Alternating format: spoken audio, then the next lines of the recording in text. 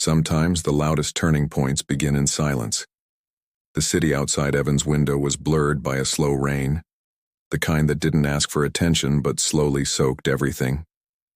Inside his apartment, the light was low, the air still. It had been one of those days, full of movement, full of nothing. Emails sent, tasks crossed off, meetings attended. But none of it seemed to leave a mark. He was busy but not better, moved but not forward. It wasn't new. For weeks, maybe longer, he'd felt like a passenger in his own life, reacting, answering, adjusting, never quite choosing. Somewhere deep down, a question kept whispering, "Is this it?" That night, looking for an old charger, Evan pulled open the bottom drawer of his desk. Inside was a forgotten notebook, its edges curled with time. He flipped it open. On one of the pages, underlined in fading ink, was a sentence. "Control what you can. Let go of what you can't." He remembered writing it, years ago, after reading a line from a Stoic book he'd once picked up in a used bookstore. At the time, it felt too simple. Life was more complicated than that. But now the words landed differently. Not as a slogan, but as an invitation. He sat down, notebook open, and drew 2 circles on the page. One he labeled mine, the other not mine. In the first he listed what I say, what I do, how I respond, where I place my focus. In the second, outcomes, other people's opinions, past mistakes, tomorrow's weather. He stared at the lists for a long while. A quiet clarity began to settle over him. Not a sudden epiphany, just a gentle shift.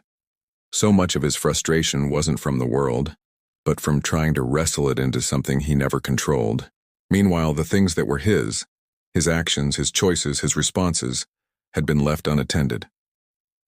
A drop of rain slid down the window, catching the city light and disappearing. He closed the notebook, feeling no rush to decide what came next. For now, it was enough to sit with the truth. There was a space of calm in simply knowing the difference. And for the first time in weeks, Evan didn't feel powerless. Maybe the first decision isn't to do more, but to let go. How you begin is how you become. The phone buzzed on the dresser across the room, but Evan didn't move. That had been the promise. Last night, he'd placed it there on purpose, just far enough so he couldn't reach it from bed. The morning light filtered in pale and blue, touching the edges of his desk, his shoes, the small chipped mug waiting on the kitchen counter. He blinked slowly. The habit had always been the same: reach, scroll, absorb the noise of other people's lives before even remembering his own. It was automatic, but this time, he sat up instead. There was no urgency, just quiet. The apartment was still. For a moment he listened. A distant bird call, the faint hum of the refrigerator, the almost imperceptible creak of the floor as he stood. In the kitchen, he poured water into the kettle and watched it come to life. Tiny bubbles danced upward like thoughts rising before language. He prepared coffee with slow hands, steady, not rushed. It wasn't performance. There was no playlist, no motivational podcast, no checklist waiting, just the mug, the steam, the warmth. He carried it to the small table near the window and sat. For a few breaths, he simply watched the vapor spiral upward and vanish. He didn't need to name this moment. He only needed to notice it. Yesterday had been different. He had spent the whole day reacting, emails, updates, other people's fires to put out. But right now, no one was asking anything from him. He opened his journal. Blank page. No pressure. He wrote one sentence. Today is not for rushing. Then he paused. The words looked almost too soft, too gentle to be useful. But something about writing them down made the day feel anchored. It was a choice, not a reaction, an intention, not a demand.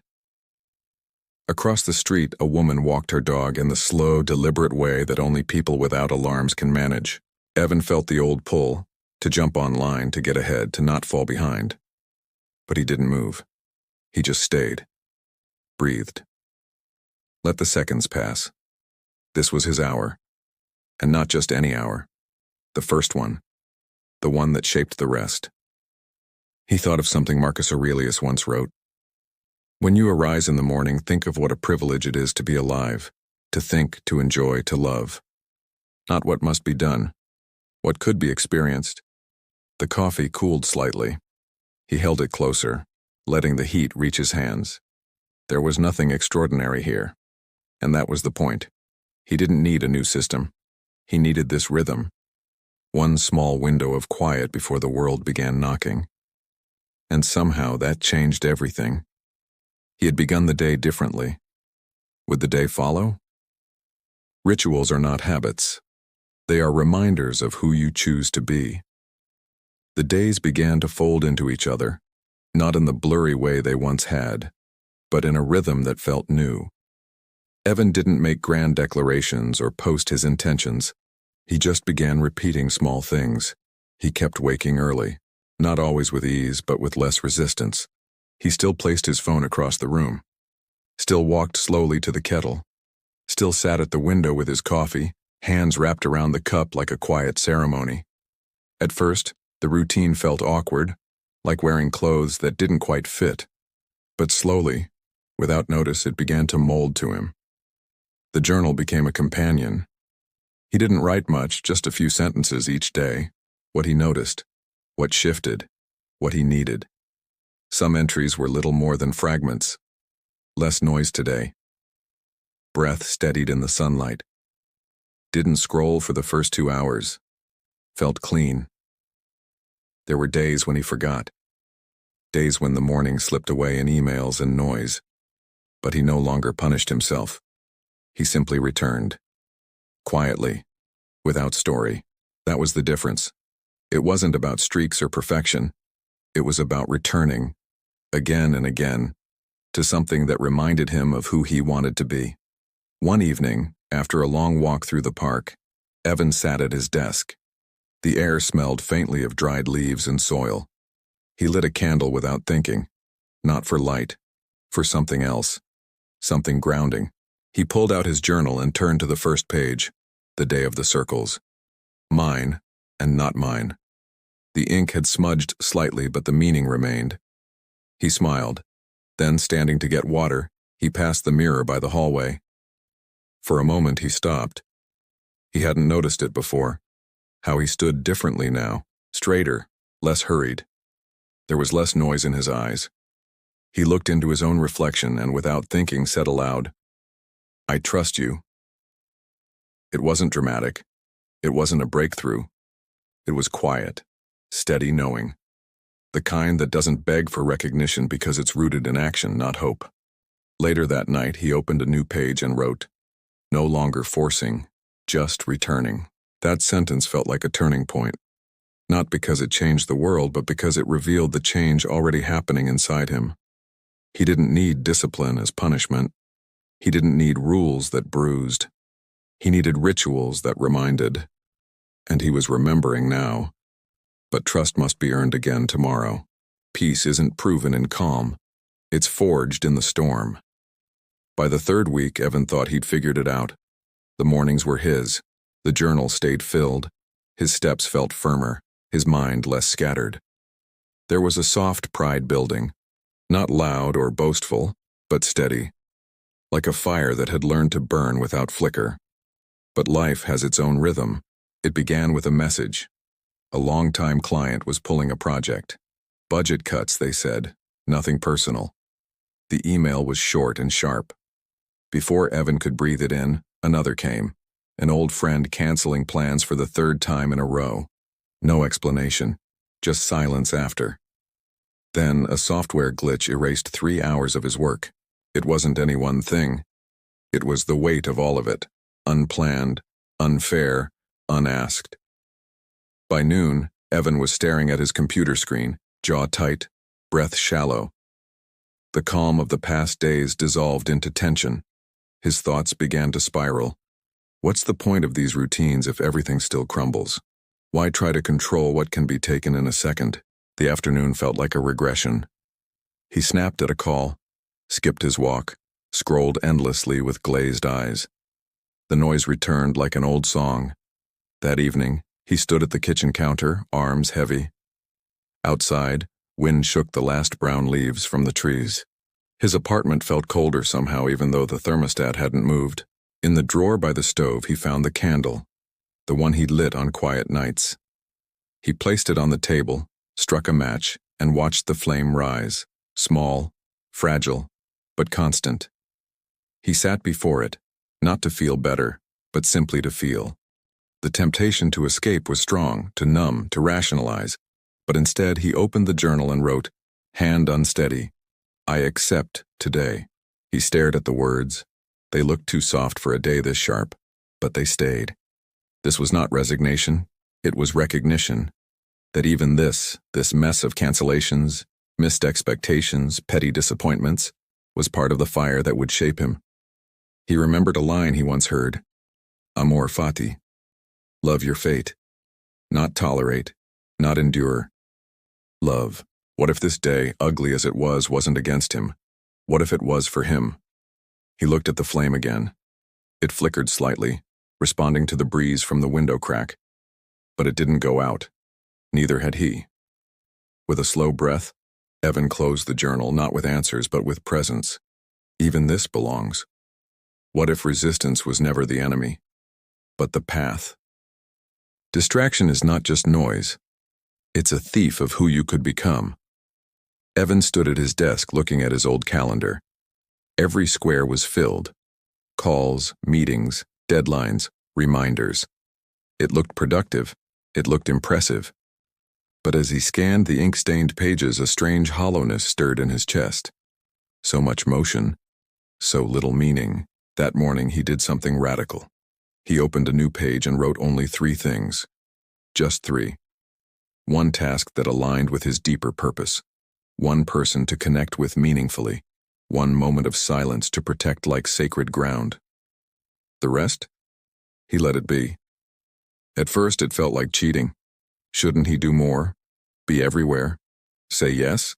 But something in him was tired of being available to everyone but himself.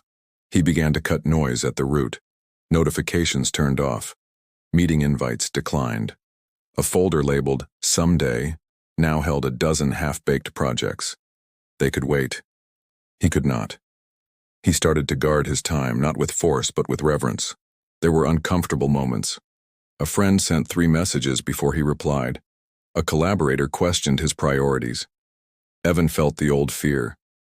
What if I seem lazy? What if I miss out? But when he returned to his journal, his entries felt different. Wrote deeply today, no interruptions. Spoke with Mom without checking the time. Watched the light shift across the floor, didn't rush it. Each of those moments had once been crowded out by noise disguised as urgency. One afternoon, he sat on a bench in the park with a book unopened on his lap. He wasn't reading. He was simply watching. Leaves moved without asking for approval. A child laughed. 2 joggers passed, unaware of the small beauty they left in their wake. He realized then, busyness had once numbed him from noticing this. The real loss hadn't been time. It had been presence. He walked home lighter. Later that week, Evan spoke to an old friend, the one who always seemed overwhelmed, caught in the storm of his own obligations. They talked about routines, about burnout, about intention. The friend laughed, half mocking. You sound like a monk now. But Evan didn't flinch. He smiled gently and said, maybe I'm just finally listening. That night he looked around his apartment, less cluttered, more space to breathe. The noise hadn't disappeared, but it no longer ruled him. He chose what entered. He shaped what stayed. Could this be the version of life I was always meant to live? The day doesn't end when it gets quiet. That's when it begins to speak. The apartment was quiet, lit only by the warm pulse of a desk lamp. Evan sat with his back straight, shoulders relaxed, eyes steady on the page before him. The candle burned low beside the journal, casting soft shadows on the wall. Outside, the city still breathed. Distant sirens, a train's slow hum, laughter rising and fading like smoke. But none of it reached him tonight. He wrote with ease now. No pressure, just presence. At the top of the page, he had drawn a line. What to keep. Below it. Today I listened more than I spoke. Then a second line, what to release. Beneath it, the need to impress. That was the ritual now. One truth to carry, one weight to let go. Simple, repeatable, enough. He sat back, looking toward the window. The glass reflected his image faintly, blurred by night, but he recognized himself now, not just by shape, but by state. A man no longer racing toward life, but inhabiting it. He thought about how much had changed, not the world, not the circumstances, but the space inside him. It had expanded. Quietly, almost invisibly, day by day. Not through big wins, but small consistencies. Not by reaching, but by returning. Earlier, he had walked through the city at dusk. Nothing special had happened, and yet everything felt alive. He noticed the color of fallen leaves, the rhythm of his footsteps, the smile of a stranger he didn't need to know. There was no rush to record it. Just living was enough. Now, at day's end, he didn't collapse into distraction. He arrived. He closed the journal, placed his hand lightly over it. There was gratitude there, not for a perfect day, but for a present one. He stood, blew out the candle, and watched the smoke curl upward and vanish. In the stillness that followed, something in him whispered, I didn't find a new life. I found a new way to live. And this is only the beginning. The candle's glow may have faded, but something steadier remained. A rhythm, a quiet center, a way of being that no longer chased meaning, but carried it. Even in silence there is direction. Even in stillness there is strength. Perhaps tomorrow begins not with a breakthrough, but with a breath, taken fully, lived gently, and offered to the day with intention.